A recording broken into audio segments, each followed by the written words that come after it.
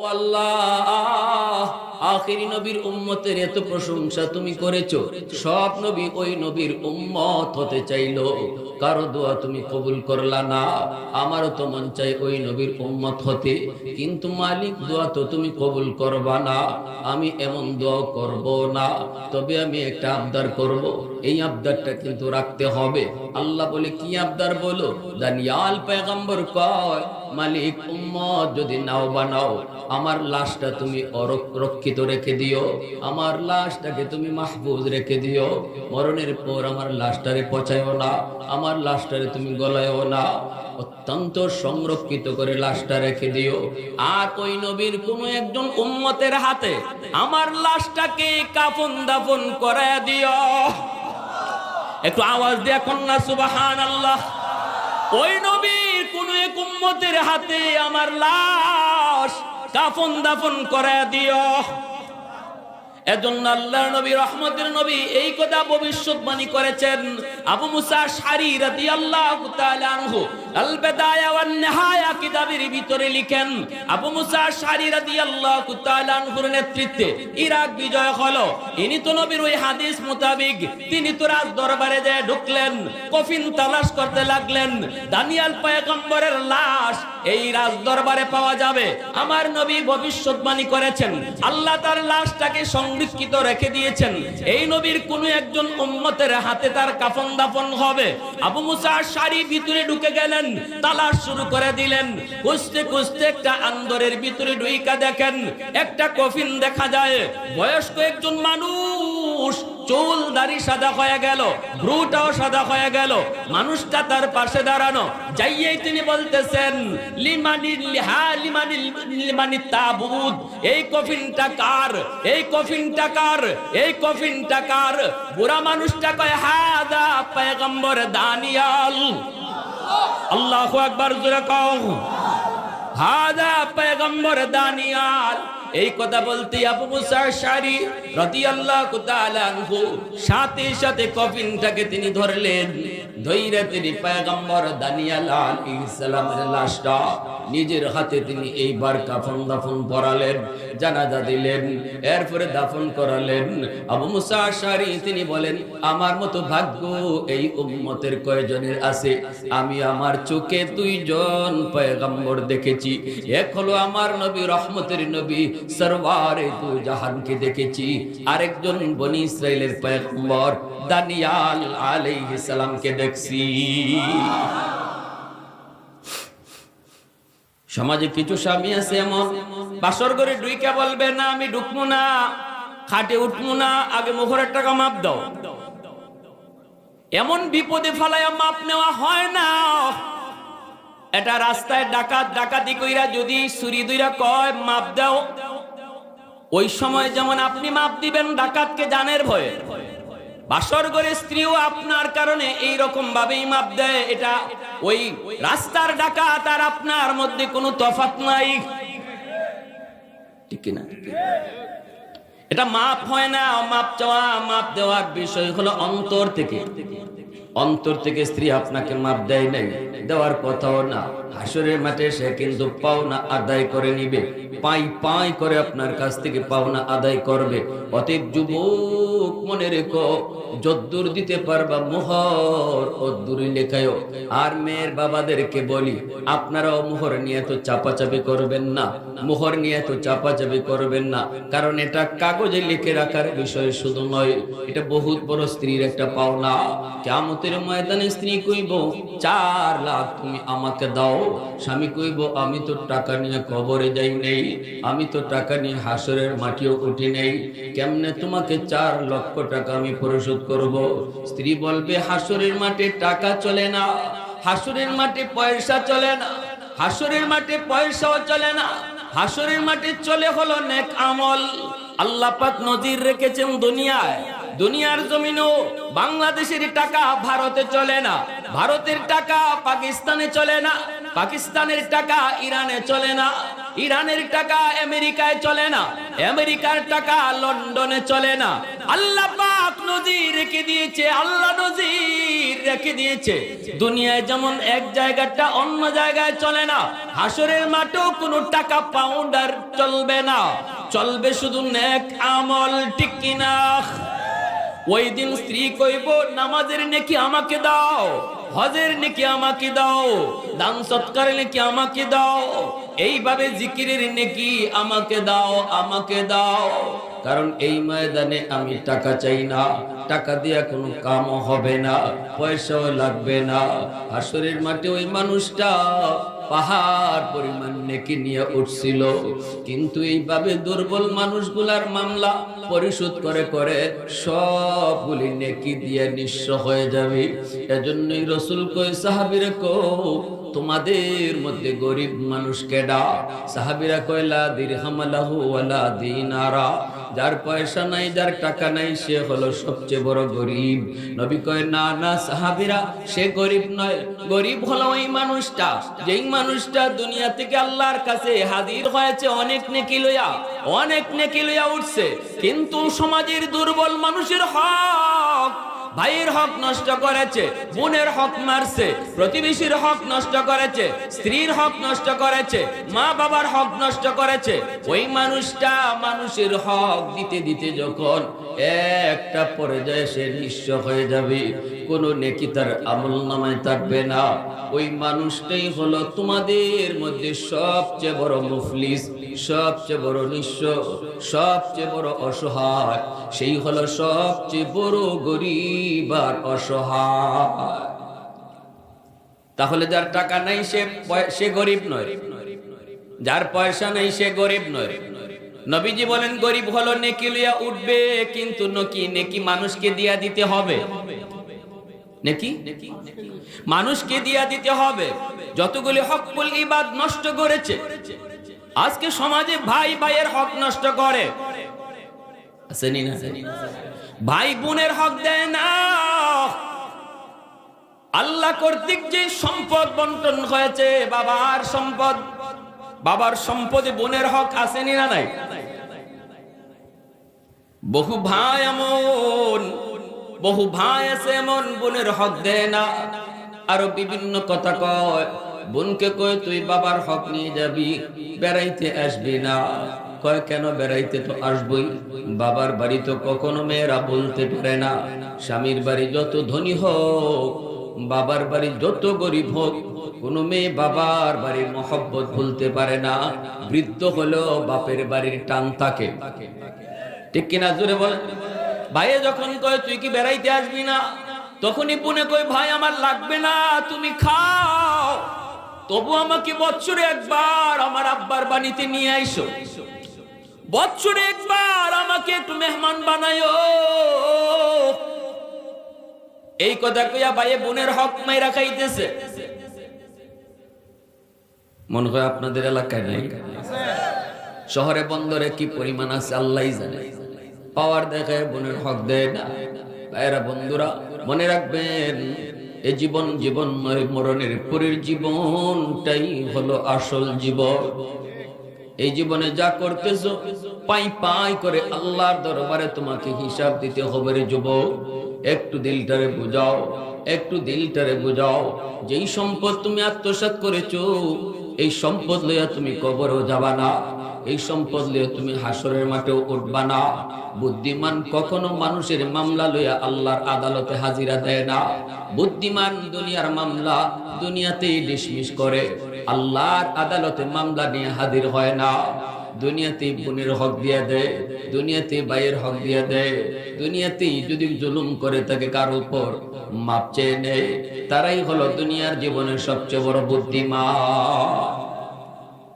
প্রশংসা করব কার? একটু জোরে আওয়াজ দিয়ে কোন কার? ওয়াহদত কি হিফাজত নেহি বেকুওত বাজু, वहदत की हिफाजत नहीं बेकुवत बाजू, आती नहीं कुछ काम अक्ल खुदा दार, आती नहीं कुछ काम अक्ल खुदा दार। ऐ मर्द खुदा तुझको अक़ुव्वत नहीं हासिल, जा बैठ किसी गार में अल्लाह को कर याद, जा बैठ किसी गार में अल्लाह को कर याद। ये सच है कि बातिल की तरफदार नहीं हम, ये सच है कि बातिल की तरफदार नहीं हम। गद्दार न समझो हमें गद्दार नहीं हम, गद्दार न समझो हमें गद्दार नहीं हम। फूलों की तो रेह नर्म मिजाज अपना है नाज़ार, हम तीरी नहीं नेज़ा वो तलवार नहीं हम, हम तीरी नहीं नेज़ा वो तलवार नहीं हम। मोहब्बतेर आवाजे बोलेन আল্লাহু আকবার। ভাইরা বন্ধুরা জন্য বলতেছিলাম, মায়ের নবী রহমতের নবী কয়, এক নাম্বার হলো দুর্বলের আহাজারি থেকে নিজেরে বাঁচাও, দুর্বলের বদদুয়া আল্লাহর কাছে কবুল। দুই নম্বর দাওয়াতুল মুসাফির, মুসাফিরের দোয়া বদদুয়া কবুল। একজন মানুষ আপনার কাছে মুসাফির, যাবে কোথাও, আপনাকে রাস্তা দেখাইতে বলছে, আপনি রাস্তা দেখায় দেন, ভালো রাস্তা দেখায় দেন, অথবা পারলে তার এক গ্লাস পানি পান করান। ভাই আপনি তো যাবেন অমুক জায়গায়, অসুবিধা নেই, আপনাকে আমি নিয়ে যাব, একটু বসেন, বহু দূর থেকে এসেছেন। এ যুবক একটু দিলটা নরম করে কথাটা বুঝো, কেমনে আল্লাহরে খুশি করতে হয় একটু জানো, কোন পথে আল্লাহ খুশি হয় একটু বুঝো। ওই অবস্থায় এক গ্লাস পানি পান করায়া ওই মুসাফির মানুষটার কলিজার তুমি জয় করে নিছো, তার একটু আনন্দ দিছো, তার মনটা খুশি করছো। আল্লাহ পাক কই, যুবক মুসাফিরের মন তুমি জয় করো নাই, আমি আল্লাহকে খুশি করে নিছো। ওয়া দাওয়াতুল ওয়ালিদি আলা ওয়ালাদিহি, যদি তুমি তার দোয়া নিতে নাও পারো, অন্তত এমন কোন আচরণ কইরো না যে আচরণে মুসাফির কষ্ট পায়। দোয়া যদি নিতেও না পারো, বদদুয়া নিও না, এমন কোন আচরণ কইরো না যে আচরণে মুসাফির মনে কষ্ট পায়। আল্লাহ রাসূল কয়, তিন নাম্বার হলো মা বাবার দোয়া বদদুয়া। সন্তানের জন্য বাপ মার দোয়া বদদুয়া আল্লাহর কাছে সরাসরি কবুল। বাপ মা যদি দোয়া করে, এই দোয়াও আল্লাহর কাছে কবুল। বাপ মা যদি বদদুয়া দেয়, এই বদদুয়া নবী বলেন ডাইরেক্ট কবুল। এজন্যই মনে রাখবা, রাসূল বলেন, আব্দুল কাদের জিলানী, মঈনুদ্দিন চিশতি, হাজারো আব্দুল কাদের জিলানী যদি তোমার ঘরে খায়, দাওয়াত করে খাওয়াও, এরপরে তারা তোমার জন্য একসাথে হাত উঠায় দোয়া করে, এই দোয়া কবুল হবে কি হবে না কোনো গ্যারান্টি নেই। বড় পীর আব্দুল কাদের জিলানী, সকল ওলিদের ওলি, সকল সুলতানদের সুলতান, তিনিও যদি হাত উঠান, দোয়া কবুল হবে কি হবে না কোনো গ্যারান্টি নেই। কিন্তু রাসূল কয়, ভাঙ্গা করে বৈশা যদি মা হাত উঠায়, বাবা যদি হাত উঠায়, এই দোয়া কবুল হবে, এর গ্যারান্টি আছে। এজন্য বলি যুবক, কারে নারাজ কইরা কারে খুশি করো? আল্লাহ পাওয়ার জন্য কোথায় দৌড়াও? বাবার দরবারে 10টা 20টা গরু নিয়ে যাও, অথচ মারে এখালি কমলা খাওয়াইতে রাজি না, বাবারে এখালি কমলা খাওয়াইতে রাজি না। বাবা খুশি থাকলে আল্লাহ খুশি, হাদিস পাই না। কিন্তু মা খুশি থাকলে, বাবা খুশি থাকলে আল্লাহ খুশি, হাদিস পাওয়া যায়। ঠিক কিনা জোরে বলেন? খাঁটি আল্লাহর ওলি, খাঁটি পীর, খাঁটি বুজুর্গ, চরমুনার হযরত, খাঁটি আল্লাহ ওয়ালাদের কাছে যাও, নিষেধ করি না, নিষেধ করব না। কিন্তু মারে কাদায়া, বাবারে কষ্ট দিয়া যত পীরের দরবারে দৌড়াও, কোনো লাভ হবে না। সফ সফ কথা, কষ্ট পাইতেছেন আপনারা? কি ভাই কষ্ট পাইতেছেন? খাঁটি আল্লাহওয়ালারা এই কথা বলবো না। খাঁটি আল্লাহওয়ালারা গেলেই কইব, মা খুশি নি, বাবা তোমার উপর খুশি নি, মারে তুমি ভাত দাওনি, বাবাকে তুমি ভাত খাওয়াওনি। এই কথাগুলি খাঁটি আল্লাহর ওলিরা তোমারে সবক দিবে। গেলেই তোমার হাতের দিকে তাকাবে না, তোমার কলিজা দেখবে কি পরিমাণ রোগ নিয়ে গেছো, কলিজায় কি পরিমাণ কালি আছে। আর যে সমস্ত পীর গেলেই মুরিদের হাতের দিকে তাকায়, বোঝা গেল ভেজাল। ঠিক কিনা জোরে বলে? সাবধান, মনে রাখবেন, সাবধান মনে রাখবেন। খাঁটি আল্লাহওয়ালাদের, খাঁটি আল্লাহওয়ালা চিনার আলামত বলে গেলাম একটা আলামত, খাঁটি আল্লাহর ওলি কখনো হাতের দিকে তাকাবে না, আপনার দিলের দিকে তাকায় দেখবে কি পরিমাণ গুনাহ লইয়া আইছেন, কি পরিমাণ কালিমা লইয়া আইছেন। আর ভেজাল পীরের লক্ষণ হলো আপনার হাতের দিকে তাকাবে, হাতের দিকে তাকাবে কি নিয়ে আসছে, কি নিয়ে আসছে। খাঁটি আল্লাহর ওলি আপনাকে বুঝাই দিবে, বাবা পরকালে তোমাকে আমার কিছু করার নাই, পরকালের ময়দানে তোমাকে আমার কিছু করার নাই। আমার কাম হলো দুনিয়াতেই তোমাকে রাস্তা বলে দেওয়া। ঠিক কিনা? দুনিয়ার জীবনে কোন পথে চললে আল্লাহ পাওয়া যায়, ওই পথটা তোমাকে দেখাইয়া দেওয়া হলো আমি পীর সাহেবের দায়িত্ব। মরণের পরে তোমার জন্য আমি কিছু করব না, না। হাসরের মাঠে আমি পীর সাহেব তো ইয়া নফসি বলতে হবে। ঠিক কিনা? এজন্য ভাইরা আমার, আল্লাহ রসুল রহমতের নবী, মায়ার নবী, দয়ার নবী বলেন, মনে রাখবা, মনে রাখবা, বাপ মার দোয়া বদদোয়া এটাও আল্লাহর দরবারে সরাসরি কবুল। মা যদি দোয়া করে দোয়া কবুল, বাবা যদি দোয়া দেয় দোয়াও তোমার জন্য কবুল। বাপ মা যদি বদদোয়া দেয় এই বদদোয়া আল্লাহর দরবারে কবুল। এজন্যই তো রাসূল কয়, রাদার রাব্বি ফি রাদাল ওয়ালিদাইন ওয়া সাখাতুর রাব্বি ফি সাখাতিল ওয়ালিদাইন। কোন সন্তানের উপরে যদি তার মা বাবা রাজি থাকে, রাসূল বলেন আল্লাহ তার উপর রাজি। সন্তানের উপর যদি বাপ মা নারাজ হয়, আল্লাহ তার উপরে নারাজ। এইবার তুমি বাপ মারে রাজি করবা কেমনে? এরে যুবক, মা বাবা খুশি থাকলে কে খুশি? এই বাপ মাকে খুশি করতে লক্ষ টাকা খরচ করতে হয় না। বোয়াল মাছ খাওয়ায়া মাকে খুশি করতে লাগে না। মা বাবাকে খুশি করিলে যদি আল্লাহ পাওয়া যায়, তাহলে একটা সবক দেয়া যায়, বেশি বেশি করে মুখ ভরে ভরে আম্মা আম্মা কয়া ডাক দাও, মুখ ভরে ভরে আব্বা আব্বা কয়া ডাকো, দেখবা মার দিল খুশি হয়ে গেছে। বড় হওয়ার পর আমরা আম্মা কয়া ডাকতে অনেকে লজ্জা পাই, বড় হওয়ার পর আব্বা কয়া ডাকতে লজ্জা পাই। সন্তান যত বড়ই হোক না কেন, বাপ মার কাছে কোনোদিন বড় হয় না, বাপ মার কাছে ছোটই থাকে। ওই আব্বা ডাকটা আম্মা ডাকটা শোনার জন্য মার দিল খা খা করে, বাবার দিলটা খা খা করে। কারণ এখনো তুমি জাদুমণি, এখনো তুমি তার কাছে জাদুমণি। আম্মা ডাকটা শুনলে মার দিল খুশি হয়। আল্লাহ কই, বান্দা এই ডাকটা দিয়া তুমি শুধু মারে খুশি করো নাই, আমি আল্লাহকে খুশি করে নিছ। শ্বশুর শাশুড়িরে মুখ বইরা আব্বা কইতে তোমার লজ্জা হয় না, শাশুড়িরে মুখ বইরা আম্মা কইতে তোমার লজ্জা হয় না। দিনে 5 বার 10 বার বলো, কিন্তু তারা খুশি থাকলে আল্লাহ খুশি। হাদিস পাই না, হাদিস পেয়েছি, মা বাবা খুশি থাকলে আল্লাহ খুশি।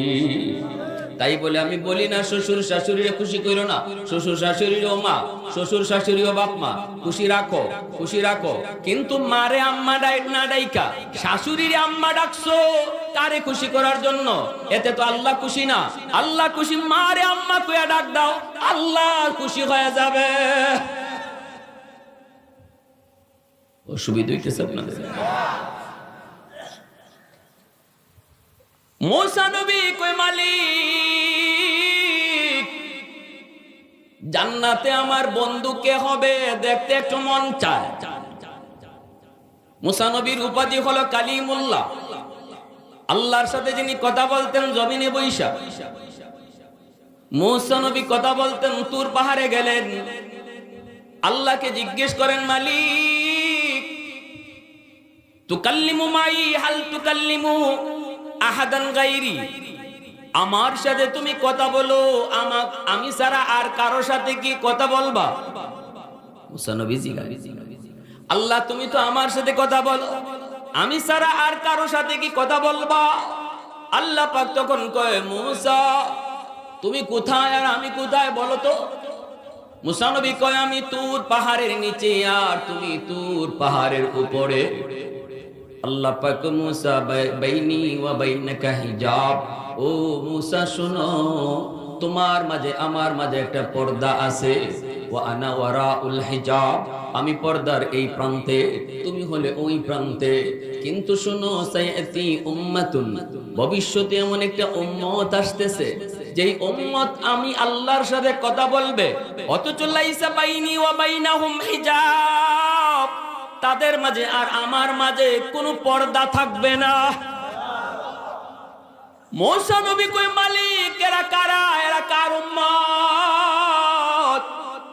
আল্লাহ কয় উম্মতে আহমদ, উম্মতে মুহাম্মদ। আল্লাহু আকবার। এরা আমার বন্ধুর উম্মত, এরা আমার বন্ধুর উম্মত, এদের সাথে আমি কথা বলবো। তোমার মাঝে আমার মাঝে পর্দা আছে, কিন্তু ওদের মাঝে আমার মাঝে পর্দা থাকবে না।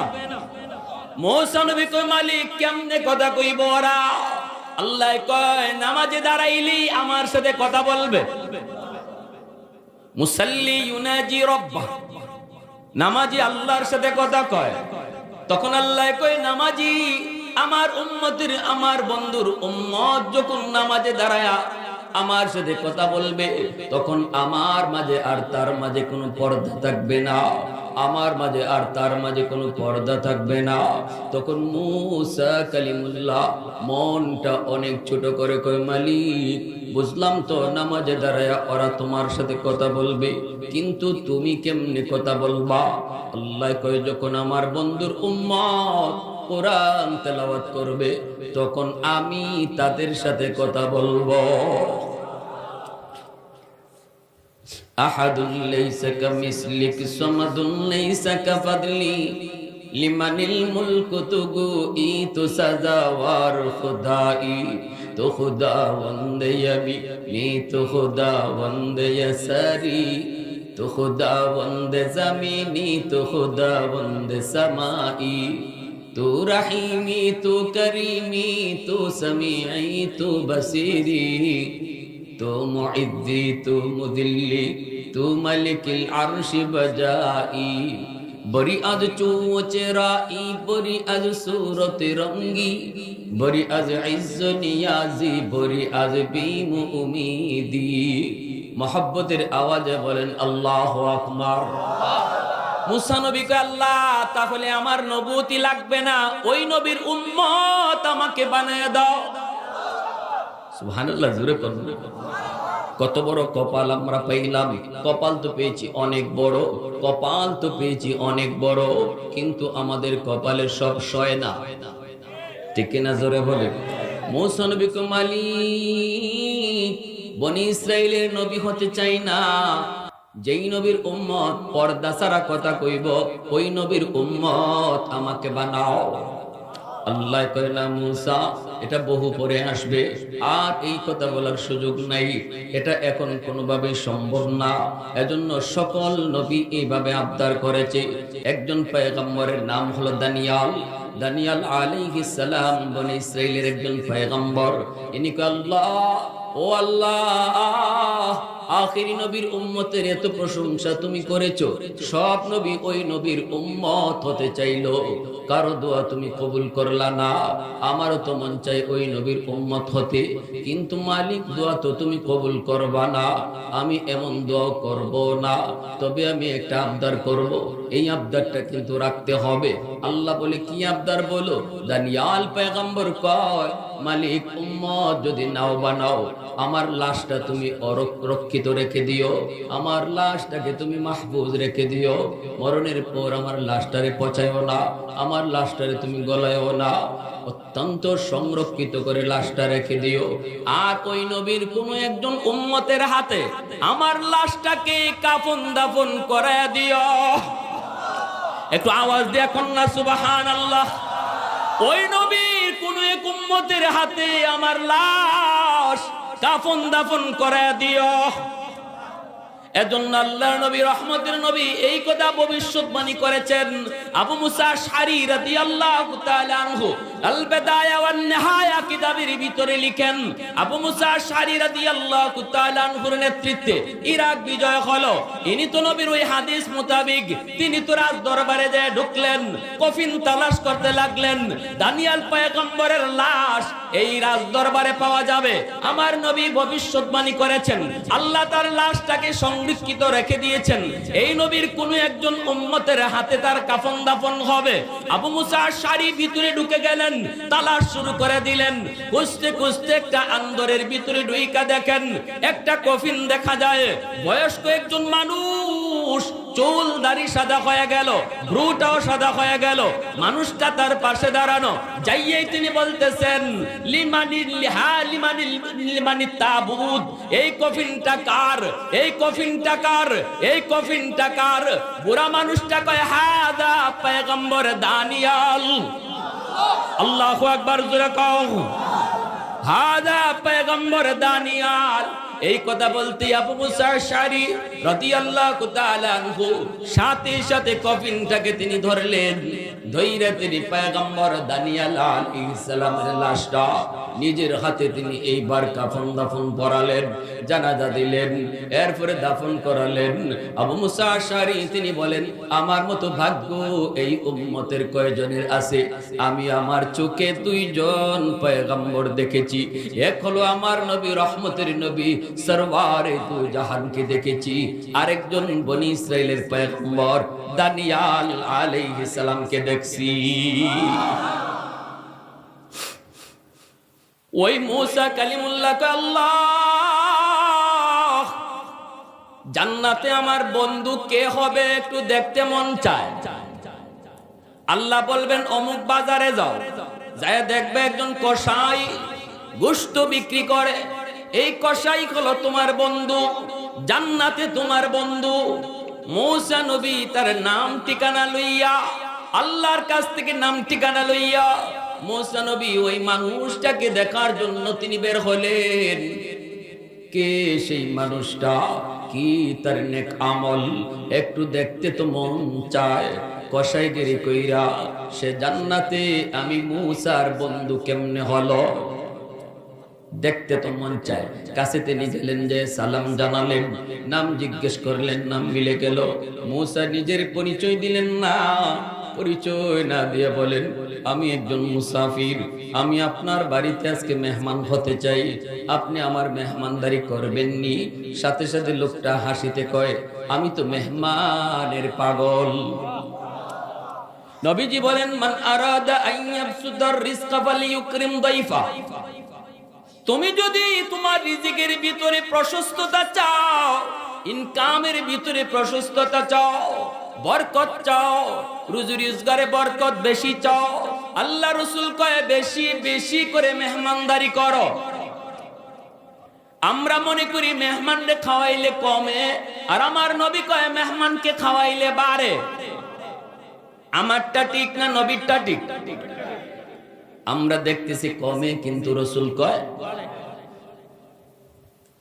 ইব্রাহিম খলিল এত পাগল, মেহমান ছাড়া ইব্রাহিম খলিলুল্লাহ খানাই খাইতেন না। মেহমান না পাইলে খানা খাওয়া বন্ধ। এমনি খলিল হইছে, এমনি বন্ধু হইছে। 3 দিন চলে গেল, মেহমান পান না, 3 দিন যাবত খানাও খান না। আল্লাহ পাক কই, জিব্রাইল আমার খলিল বন্ধু পায় না, খানা খায় না, তুমি আরো 2 জন ফেরেশতা লইয়া মানুষের রূপ ধইরা মেহমান সেজে যাও, তবু আমার বন্ধুকে যা খাওয়াও। জিব্রাইল আলাইহিস সালাম আরো 2 জন ফেরেশতাকে লইয়া মানুষের সুরত ধরে ইব্রাহিম খলিলের বাড়িতে মেহমান হয়ে গেলেন। তিনি তো মেহমান পেয়ে বড় খুশি। আজকে 3 দিন পর ইব্রাহিম খলিল খানা খাবেন, কারণ তিনি মেহমান পেয়েছেন। এইবার তিনি বসলেন মেহমানকে নিয়ে খানা খাইতে। 1 খাঞ্চার ভিতরে খানা, খানা খাওয়ার জন্য তিনি বসলেন, মেহমানরাও বসলো, তিনি তো খানা খাইতেছেন, 3 দিনে খায় খানা, অতএব খানাটা পাইয়া তো আর হুঁশ নাই, বিসমিল্লাহ কইয়াই খানাটা শুরু করে দিলেন। কিন্তু মেহমানরা খানা খায় না, মেহমানরা শুধু হাত নাড়াচাড়া করে, কারণ এরা খানা খাবে কি কইরা? ফেরেশতারা খানা খাইতে জানেন না। তারা তো খানা খাইতে আসেন নাই, খাওয়াইতে আইছেন, ঠিক না? ইব্রাহিম খলিলের হুঁশ নাই, মেহমানে যে খানা খায় নাই খবর নাই, কারণ পেটে তো ক্ষুধা। কয়দিনের? পর্দার আড়াল থেকে আল্লাহর খলিলের বিবি সারা, পর্দার আড়াল থেকে তিনি দেখলেন মেহমানে খানা খায় না, কিন্তু খলিল খানা খাইতেছে, খবর নাই। ডাক দিয়া বলতেছেন, স্বামী গো, একটু তাকায় দেখেন আপনার মেহমানরা খানা খায় না। আল্লাহর খলিল বিবির আওয়াজ পায়া তাকায় দেখেন ঠিকই তো মেহমানরা খানা খায় না। একজন আরেকজনের দিকে মুস্কি হাসি দেয়, মুস্কিতে মুস্কিতে তো কথা কয়, কিন্তু হাত নাড়াচাড়া করে খানা খায় না। ইব্রাহিম খলিল বড় পেরেশান হয়ে গেলেন, ডাক দিয়া বলতেছেন, ভাইরে ও ভাই, কি হলো, কি সমস্যা আপনাদের? হয়তো মনে হয় খানা বেশি মজা হয় নাই, লবণ বেশি হয়েছে নাকি, আপনাদের রুচি সম্মত খানা দিতে পারি নাই। হায় আমার কি হলো, হায় আমার কি হলো, আমি ধ্বংস, মেহমান কষ্ট পাইতেছে। ইব্রাহিম খলিল আবার অস্থির হয়ে গেলেন। সাথে সাথে জিব্রাইল আমিন বুকের সাথে বুক মিলাইয়া কয়, ও আল্লাহর খলিল, আপনি কাঁদবেন না, অস্থির হবেন না, আমরা মানুষ না, আমরা নূরের তৈরি ফেরেশতা, এসেছি আপনাকে খানা খাওয়ানোর জন্য। আল্লাহ পাঠাইছে, কয় আমার বন্ধু মেহমান পায় না, খানা খায় না, তোমরা মেহমান সেজে যায় খানা খাওয়াও। এত পাগল, এত পাগল। এজন্য খাঁটি আল্লাহর ওলিরা, এরাও দেখবেন একা খায় না, খাইলে মানুষজন লয়া খায়। এটাও খালি আল্লাহওয়ালাদের চিনার আলামত। ওইদিকে দেখা যায় মুসা আলাইহিস সালাম যখন বললেন আমাকে মেহমান বানাবেন, কই আমি মেহমানের তো পাগল, চলেন আপনি আমার বাড়িতে নিয়ে আসুন লোকটাকে। মুসা কালিমুল্লাহ তিনি যখন ভিতরে ঢুকলেন, ঢুকে তিনি বলেন, আমি দেখলাম লোকটা ভিতরে ঢুকলো, আগে যায় ঢুকলো, কিন্তু না না, স্ত্রী রুমেও আগে নয়, সন্তানের কাছেও আগে নয়, এমন একটা ছোট্ট রুমের ভিতরে যায় ঢুকছে। ঢুকেই দেখা গেল খাটের মধ্যে একজন বৃদ্ধা মহিলা, বয়স হইতে হইতে একদম গুজা হয়ে গেছে, একদম কবুতরের মতো। এমন একজন মহিলা, বয়স্ক একজন মহিলাকে কোলে উঠাইয়া এইবার আম্মা কইয়া ডাকটা দিয়া কপালে চুমা দিয়া হাতের খানাটা মারে খাওয়াইতেছে। মুসা কালিমুল্লাহ কই আমি বুঝলাম ওই বৃদ্ধা মহিলাটা তার মা। পাশের রুম থেকে ছোট ছোট বাচ্চাগুলি আইসেই বাবার পা জড়ায় কান্দে আর কয়, আব্বু সারাদিনে কিছু খাই নাই, তোমার অপেক্ষায়, তুমি খানা নিয়ে আসবা। ও বাবা আমাদেরকে একটু খানা দাও, একটু খানা দাও, পেটের ক্ষুধার সইতে পারি না। কিন্তু বাবা তখন সন্তানদের মাথায় হাত বুলায়া চোখের পানি ফেলায় কয়, বাবা একটু ধৈর্য ধরো, একটু ধৈর্য ধরো, আগে তোমাদের দাদুকে খানা খাওয়ায়া নেই। মুসা কালিমুল্লাহকে আমি দেখলাম, লোকটা এত কলিজার টুকরা সন্তান, পায়ে পড়ে কান্দে, তবুও সন্তানের মুখে আগে খানা দিল না, আগে সবার আগে মার মুখে খানা উঠায় দিল, মার মুখে খানা উঠায় দিল। এ যুবক, বাজার থেকে কমলা নিয়ে ঘরে যাও, বিবির হাতে দিও না, সন্তানের হাতেও দিও না, মা থাকলে মার হাতে নিয়ে কমলাটা দাও। কমলা মা নিজে খাবে না, কমলাটা চুলায়া সবার আগে তোমার সন্তানকেই খাওয়াবে। কিন্তু মার হাতে কমলাটা দেওয়ার কারণে মার দিল খুশি, সাথে সাথে কে খুশি? একটু জোরে বলেন কে? আম্মা আজকে কমলাটা তোমার জন্য এনেছি, আজকে কমলাটা আব্বা তোমার জন্য এনেছি, আব্বা তোমার জন্য বাজার থেকে এই এনেছি ওই এনেছি। সন্তানের জন্য যত যা কিছু নাও, বাবার কথাটা খেয়াল করো, একটু বাজারে গিয়া মার কথাটা একটু খেয়াল রেখো। মার কোনো ঔষধ লাগে কিনা, বাবার কোনো ঔষধ লাগে কিনা মনে রেখো যুবক আমার। আল্লাহ বলেন ইয়াসআলুনাকা, আল্লাহ পাক কয় বন্ধু মানুষ তোমার কাছে জিজ্ঞেস করে কোন পথে সম্পদ ব্যয় করবে, কোন পথে সম্পদ ব্যয় করবে। আমি আল্লাহ তোমাকে বলে দিই, 1 নাম্বার খাত হলো বাপ মার জন্য। সবার আগে বাপ মার জন্য টাকা খরচ হবে। অতএব সবার আগে বাজারে গিয়া সন্তানের জিনিসটা কেনার আগে মার কি লাগবে সেটা তুমি দেখো, বাবার কি লাগবে সেটা দেখো। এটা আমার আল্লাহর নির্দেশ। বাবার ঔষধ আগে কিনো, মার ঔষধ আগে কিনো। শীতের কাপড় নিজেরটা আগে নয়, আল্লাহ বলেন মার কাপড়টা আগে কিনো, বাবারটা তুমি আগে কিনো। কারণ তোমার সম্পদের উপর সবার আগে হক হলো মা বাবা, সবার আগে হক। তাহলে শীতের কাপড় নিজেরটা আগে না বাপ মারটা আগে? শীতের কাপড় বউয়েরটা আগে না বাপ মারটা আগে? শীতের কাপড় সন্তানেরটা আগে না বাপ মারটা আগে? নির্দেশ কার? আল্লাহ পাকের নির্দেশ।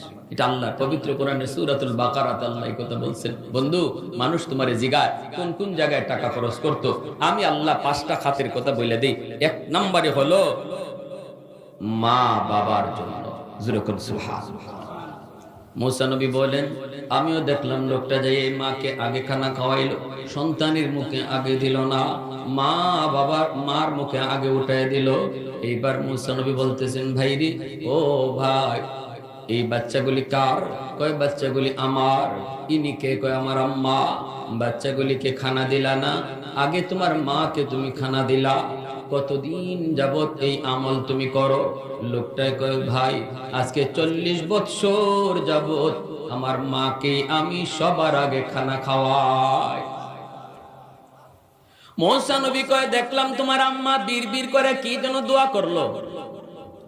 কি দোয়া করলো শুনি নাই, বুঝি নাই। লোকটা কয় আমার আম্মা সব সময় 2টা দোয়া করে, একটা দোয়া কবুল হয়ে গেছে আমি পায়া গেছি, আরেকটা দোয়া কবুল হবে কিনা জানি না। মুসা নবী কয় কি সেই দোয়াটা একটু কও। কয় 1 নাম্বার দোয়া করে আম্মা আল্লাহ আমার সন্তানের রিজিকের মধ্যে তুমি বরকত বাড়ায়া দিও। আমি ব্যবসা করি ছোট কিন্তু আমার কোনো অভাব নাই, আলহামদুলিল্লাহ। ব্যবসা করি ছোট কিন্তু কোনো অভাব নাই, অল্প টাকার মধ্যে আল্লাহ এত বরকত দেয়, এত বরকত দেয়। অতএব মার এই দোয়া কবুল। আরেকটা দোয়া কেমনে কবুল হবে আমার বুঝে আসে না। কই কি সেই দোয়া? মায়ের দোয়া করে আল্লাহ আমার মালিকের উপরে আমি এত খুশি, আল্লাহ তুমি পরকালে জান্নাতে মুসা নবীর বন্ধু আমার সন্তানকে বানাইও। এই কথা বলতে মুসা নবীর চোখ দিয়ে দরদর করে পানি পড়ে, কান্না শুরু করে দিছেন আর জমিনে পড়ে সিজদায় পড়ে গেলেন। আল্লাহর কাছে কান্দার কর মালিক পায়া গেছে কোন আমলের উসিলায় তোমার এই গোলাম জান্নাতে আমার বন্ধু হবে। সিজদা থেকে মাথাটা উঠায়া লোকটারে বুকের সাথে বুক মিলায়া কাঁধের সাথে কাঁধ মিলায়া কপালে চুমা দিয়া কই ভাই তোমার মায়ের দ্বিতীয় দোয়াটাও আল্লাহর কাছে কবুল হয়ে গেছে। কয় কেমনে আমি তো বুঝি না। এইবার মুসা নবী কয় আমি হলাম বনি ইসরাইলের পয়গম্বর নবী মুসা। আমি আল্লাহর কাছে আবদার করেছিলাম মালিক জান্নাতে আমার বন্ধুকে হবে দেখতে মন চায়, আল্লাহ তোমাকে তোমার কাছে আমারে পাঠায়া দিছে আর বলছে তুমি হবে আমার জান্নাতে বন্ধু। আমি পরীক্ষা করার জন্য এসেছি কি সেই নেক আমল, যেই নেক আমলের কারণে তুমি আল্লাহকে এইভাবে খুশি করে নিছো। আল্লাহ তোমাকে আমার জান্নাতে বন্ধু বানাইছে। আমি পেয়ে গেছি রে ভাই, পেয়ে গেছি। সেই আমলটাই হলো তোমার মায়ের দোয়া। একটু জোরে কন্যা সুবহানাল্লাহ, আর একটু জোরে সুবহানাল্লাহ। পৃথিবীতে মায়ের মতো আপন কেউ হবে না, পৃথিবীতে মায়ের মতো আপন কেউ হবে না। তোমরা কোনোদিনও মায়েরই মনেতে কষ্ট দিও না তোমরা কোনদিনও মায়েরই মনেতে কষ্ট দিও না পৃথিবীতে মায়ের মতো আপন কেউ হবে না পৃথিবীতে মায়ের মতো আপন কেউ হবে না তোমরা কোনদিনও মায়েরই মনেতে কষ্ট দিও না তোমরা কোনদিনও মায়েরই মনেতে কষ্ট দিও না